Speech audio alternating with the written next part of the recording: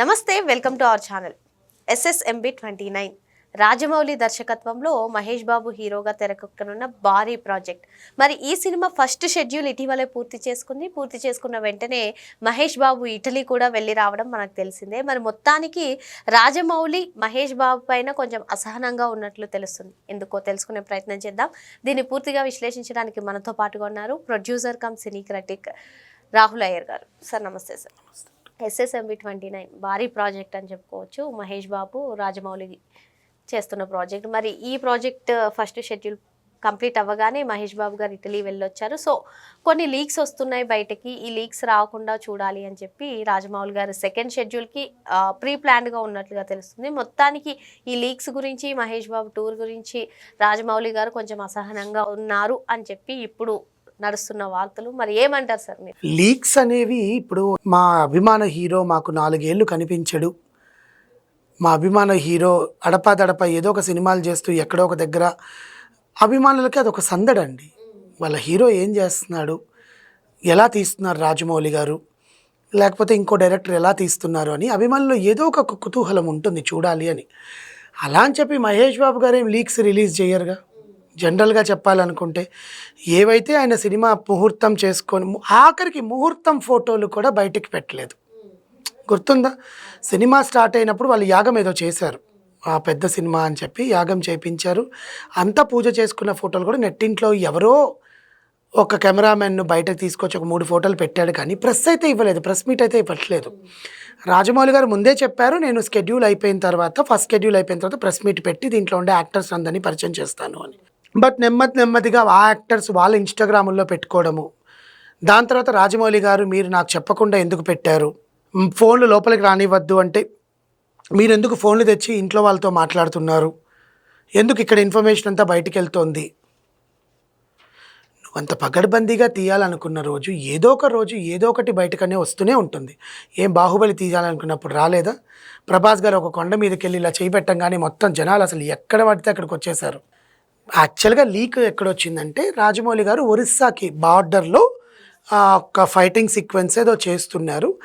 అక్కడ ఎవరో షూటింగ్ జరుగుతోంది, వాళ్ళకి మహేష్ బాబు తెలియదు, ఇంకెవరో తెలియదు. వాళ్ళు వీడియోలో బంధించింది సామాజిక మాధ్యమంలో పెట్టి ఇక్కడ ఏదో జరుగుతోంది అని పెట్టారు వాళ్ళు. దాన్ని చూసిన వాళ్ళంతా కూడా మహేష్ బాబు రావడము, మహేష్ బాబు మోకాల మీద ఉండడము, కుర్చీలో పృథ్వీరాజ్ సుకుమార్ అని రావడము. దానికి ముందే పృథ్వీరాజ్ సుకుమార్ అను నాకు భాషరాని చిత్రంలోకి నేను వెళ్ళి నటిస్తున్నాను, డైరెక్ట్ స్ట్రైట్ తెలుగు అంటే సలార్ తర్వాత జనరల్గా నటిస్తున్నానని చెప్పడము, it's a new challenge for me అనడము. అండ్ తర్వాత అవన్నీ చూసేసి రాజమౌళి గారు ఆ టీం మెంబర్స్లో ఎవరు తీశారా అని ఎంక్వైరీ చేసి పోలీస్ వాళ్ళు ఒరిస్సా పేపర్లో ప్రచురించారు ఇక్కడ తెలుగు సినిమా షూటింగ్ జరుగుతోంది అని చెప్పి. ప్రెస్ వాళ్ళు పోలీస్ వాళ్ళ పర్మిషన్ తీసుకొని మీరు జాగ్రత్తలు తీసుకోవాలి. హీరోని అనడంలో తప్పేం లేదు. సెకండ్ థింగ్, అన్నేళ్ళు సినిమా కోసం వెయిట్ చేయాలంటే ఇప్పుడైతే ఎవరు వెయిట్ చేయరండి. బాహుబలి టైంలోనే అబ్బా 3 ఏళ్ళు తీసుకుంటాడా, 2 ఏళ్ళు తీసుకుంటాడా, 4 ఏళ్ళు తీసుకుంటాడా అని సహనంతో వెయిట్ చేసాం. RRR సినిమాని కూడా కరోనా టైం కాబట్టి కరోనా కదా అందుకని వెయిట్ చేయాలి, తప్పదులే అని వెయిట్ చేసాం. ఇప్పుడు అన్నీ బాగానే ఉన్నాయి. ప్రతి ఒక్క హీరో సినిమాలు 3 నెలలకు ఒకసారి, 4 నెలలకు ఒకసారి, కానీ సంవత్సరానికి ఒక్క సినిమా అయినా రిలీజ్ అవుతుంటే ఆయన SSMB29ని మహేష్ బాబు గారి సినిమాని రాజమౌళి గారు అనౌన్స్ చేసిన డేట్ ఏంటో చెప్పనండి. ఫస్ట్ పార్ట్ 2029 అంటే 4 ఇయర్స్ తర్వాత. దాంట్లో మళ్ళీ 3 పార్ట్స్ అంట ఈ అడ్వెంచర్లో. అంటే ఫస్ట్ పార్ట్ 2029, సెకండ్ పార్ట్ మళ్ళీ ఇంకొక 4 ఏళ్ళు వేసుకుంటే 2033, 37. ఏం సినిమాలండి, ఏం తీస్తున్నారు అన్నన్నిసార్లు. నిజంగా చెప్పాలంటే ఓపెన్గా చెప్తున్నాను, ఈ మధ్య ఒక సినిమా గురించి కూడా మాట్లాడి చెప్పా ఇట్లాగా. 200 కోట్లు పెట్టి నువ్వు న్యూజిలాండ్లోకి వెళ్ళి సినిమా తీసే బదులు మంచు విష్ణు గారికి అదే డబ్బుతో నువ్వు ఇక్కడ రామోజీ యూనివర్సిటీ దగ్గర కానీ ఎక్కడైనా కోకాపేటలో కానీ మంచి సెట్ వేసుకొని అద్భుతంగా సినిమా తీసుంటే ఎంత బాగా వచ్చిండేది. తొందరగా అయిపోయిండేది, టైం కన్సప్షన్ ఉండేది కాదు, న్యాచురల్ కెలామిటీస్కి నీకు దూరంగా ఉండేది. అంటే వర్షము, స్నో, ఎండ, ఇవన్నిటికీ నీకు అనుగుణంగా. ఎందుకంటే మన ఇండియన్ క్లైమేట్ మనకు తెలుసు ఏ టైంలో ఎలా ఉంటుంది అనేది.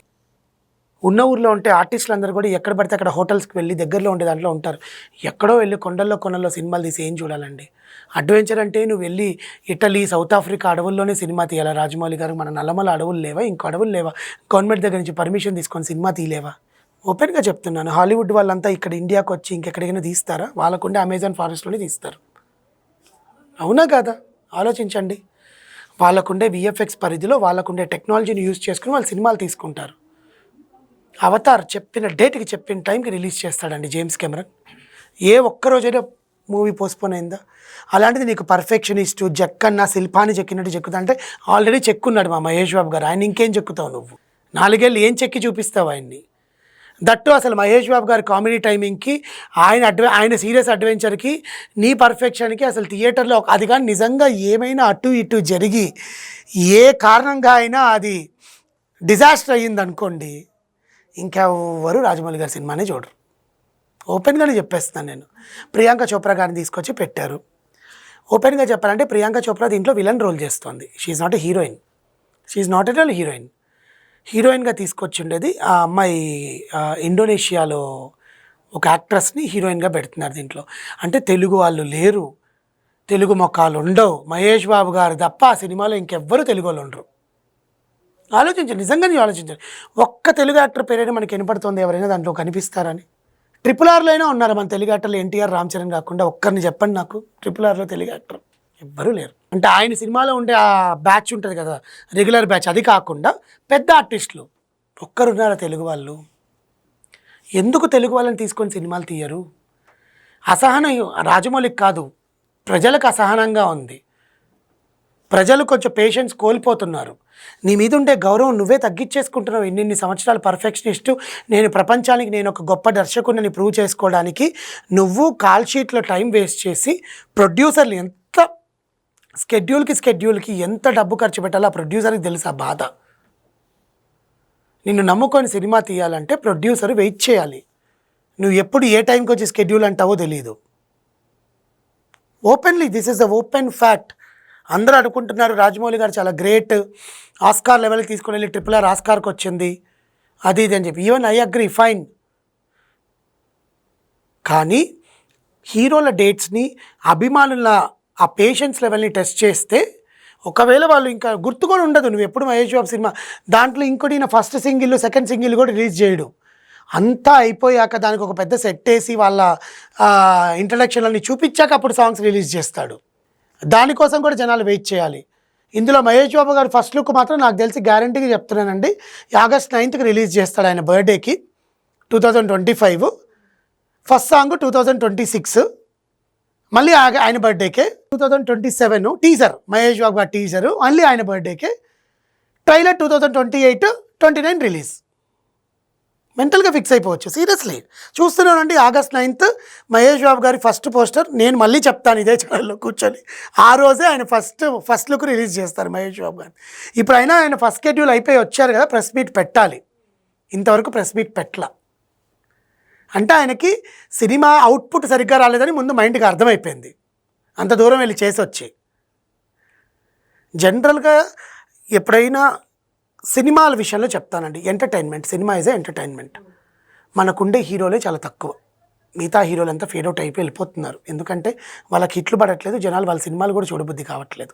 ఓపెన్గా చెప్పాలంటే మొన్న Jack cinema next week OTT, ఇంకా థియేటర్లో కూడా ఉంది, లాస్ట్ వీక్ కాక before week OTT. People are not eagerly waiting. SSMB 29 కోసం ఎవరు వెయిట్ చేయరు. దాంట్లో మధ్యలో వచ్చే ఇంగ్లీష్ సినిమాలకు అలవాటు పడిపోతారు, నెట్ఫ్లిక్స్లో ఉండే OTTస్కి అలవాటు పడిపోతారు. నువ్వేం చేస్తున్నావో కూడా రేపు పొద్దున్న రోజున ఎవరికి జనాలకి గుర్తుండదు. Hardly I'm telling you. కింద కమెంట్లు చాలామంది పెడతారు, మా డైరెక్టర్ ఇలా అంటావు అలా అంటావు అని. వాళ్ళు ఈరోజు నా వీడియో కింద కమెంట్లు పెడతారు, కానీ రాజమౌళి గారి కోసం 4 ఏళ్ళు అయితే వెయిట్ చేయరుగా ఎవరు. ఆగిపోతుందా ప్రపంచం? సో సినిమాని ఎప్పుడైనా సరే, ఇప్పుడు మహేష్ బాబు గారి ఫాదర్ కృష్ణ గారు ఒకే సంవత్సరం 12 సినిమాలు రిలీజ్ చేశారు, అంటే నెలకొకటి. అలా నువ్వు పెంచుకుంటూ పోతే ఇప్పుడు ఈయన 100 సినిమాలు మహేష్ బాబు గారు చేయాలంటే ఇప్పుడు ఆయనకి ఏజ్ 50. ఓపెన్గా చెప్పాలంటే 100, ఇప్పుడు 29లో ఉన్నావు, 29th మూవీ ఇది. నువ్వు ఇంకా 71 చేయాలి. 71 సినిమాలు చేయాలంటే ఆలోచించండి, 100 సినిమాలు చేయాలి అంటే చిరంజీవి గారు ఎప్పుడో మొదలు పెడితే 150 సినిమా మొన్నటికి అయ్యింది. That is the time is moving on. మీ ముఖం మీరు అందంగా ఉన్నంత వరకే ఆర్టిస్ట్కి తన ఫేస్ హీరోగా మటీరియల్గా ఉన్న. శోభన్ బాబు గారు ఈజ్ ఓన్లీ ద యాక్టర్. నాకు బట్టతలు వచ్చిందండి, నేను విగ్గు పెట్టుకొని చేయలేను, తాత క్యారెక్టర్లు, బాబాయ్ క్యారెక్టర్లు, మామయ్య క్యారెక్టర్లు నేను చేయను, హీరోగానే నేను పుట్టాను, హీరోగానే ఉన్నాను, హీరోగానే వెళ్ళిపోతాను అని hidden act. Last film is Ashwamedham. అశ్వమేధంలో ఆయన హీరో, బాలకృష్ణ గారు, శోభన్ బాబు గారు ఇద్దరు హీరోలు ఆ సినిమాలో అశ్వమేధంలో. That is the last. ప్రేక్షకుల అభిమానాన్ని చూరగొన్న మీరు ప్రేక్షకులకి దూరంగా వెళ్ళి ఏదో అద్భుతం సృష్టించాలనుకుంటే ఆ అద్భుతం కోసం వేచి ఉండే వాళ్ళు ఎవ్వరూ లేరు. అసహనంగా ఉండాల్సింది రాజమౌళి గారు కాదు, అసహనంగా ఉండాల్సింది ప్రజలు. తొందరగా రిలీజ్ చేస్తే మీ ఖ్యాతి ఇంకొంచెం గొప్పగా కీర్తించబడుతుంది. మహేష్ బాబు గారికి కూడా ఇంకొక డైరెక్టర్స్, ఇప్పుడు మహేష్ బాబు గారు రాజమౌళి తర్వాత తీయాల్సిన నెక్స్ట్ మూవీ కొరటాల శివాది. అంటే 37 అంటే ఆల్మోస్ట్ ఆల్ ఇంకొక 12 ఏళ్ళు, 12 years. మహేష్ బాబు గారికి 62. ఆలోచించుకుందాం అప్పుడెప్పుడైనా సరే. బట్ ఫస్ట్ షెడ్యూల్ అయితే పూర్తయింది. సో ఆయన ప్రెస్ మీట్ పెట్టి దాంట్లో ఉండే నటీనటులని, సాంకేతిక నిపుణుల్ని పరిచయం చేసి మిగతా దాని గురించి ఆయన మాట్లాడి ఈసారైనా ఆయన మాట మీద నిలబడతాడని మనం వేచి చూడాల్సింది. మరో అంశంతో మళ్ళీ కలుద్దాం.